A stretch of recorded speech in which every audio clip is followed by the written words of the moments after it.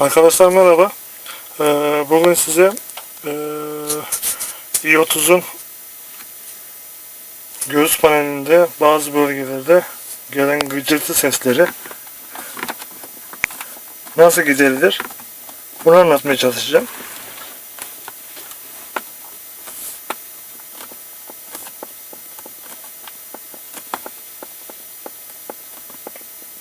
Duyduğunuz bu sesler yolda giderken rahatsız edebiliyor. Rahatsız olmayan arkadaşlar olabilir. Şimdi size öncelikle dashboard'umuzu nasıl sökeceğimizi, panelimizi nasıl sökeceğimizi göstereceğim. Bunun için plastik küçük bir parça yeterli olacaktır. Çizmemesi için.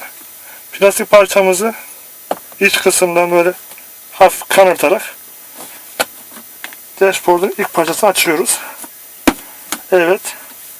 Şimdi çekiştirerek hafif hafif kendinize doğru çekiştirerek dashboard'u açıyoruz.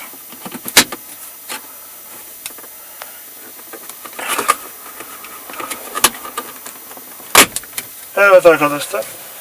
Duyduğunuz sesler sizi korkutmasın arkadaşlar. Kırmak gibi şansınız zor. Çok fazla zorlamadığınız sürece. Gördüğünüz gibi dashboard söküldü. Çevirdiğiniz zaman sarı bağlantı noktaları göreceksiniz.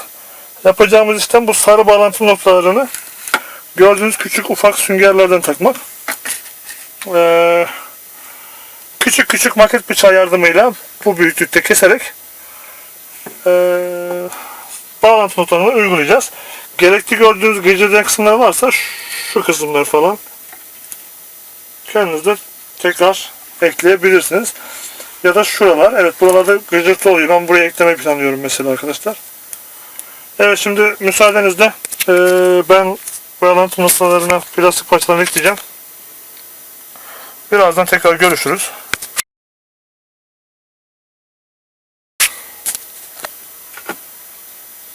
Evet, tekrar merhaba arkadaşlar. Gördüğünüz gibi yapıştırma işlemini bitirdim. Buradan kaldıralım. Burada görebiliyor musunuz şu an? Evet, burada. Sonra iç kısımlarda burada. Arkadaşlar.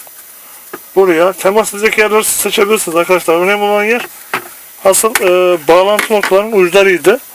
Oralarda gördüğünüz gibi süngerlerimi yerleştirdim. Bir tane burada. Bir tane burada. Tam yapışmasını istemeye gerek yok arkadaşlar. Sıkışacağı için çıkmayacaktır. İki tane de burada var. Ben ayrıca şuradaki çıkan sürtünme engelleyici süngerlerim çıkmıştı. Ben de yerine yenilerini kendim taktım. Şimdi müsaadenizle bunu tekrar yerine oturtacağım. Yerine oturtma işlemi, sökme işlemi tersidir. Hatta gösterelim. Üstten başlıyoruz arkadaşlar takmaya. Evet.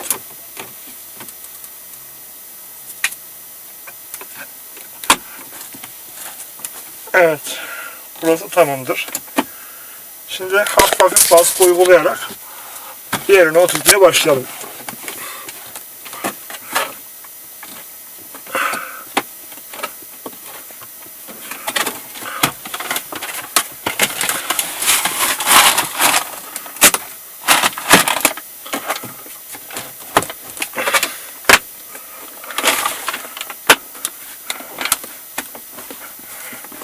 Burası da tamam sayılır. Şurada bir çıkıklık olmuş. Tekrar çekelim orayı.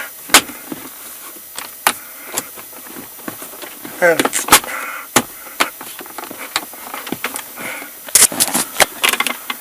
Şurayı takmak biraz da zorlandım. Tekerle yapmak bayağı zor.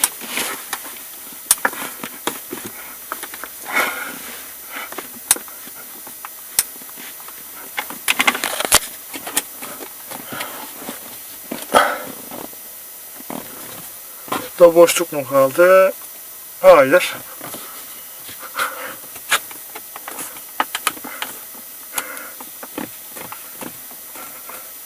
Evet arkadaşlar.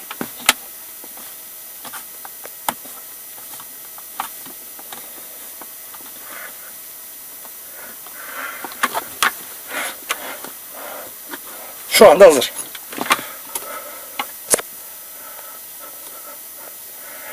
Evet arkadaşlar, gördüğünüz gibi ben diğer tarafları hazırlamıştım. İşlem kolay. Kıracağım diye korkmayın. Bir plastik parçası kullanmayı unutmayın ama tekrar nereye koymuştum bu parçayı. Şu an bulamadım yerini.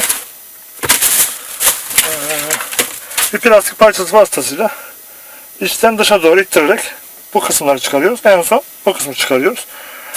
Kullanacağımız sünger herhangi bir kırtasiyede bulabilirsiniz. Ne olarak geçiyor bunlar?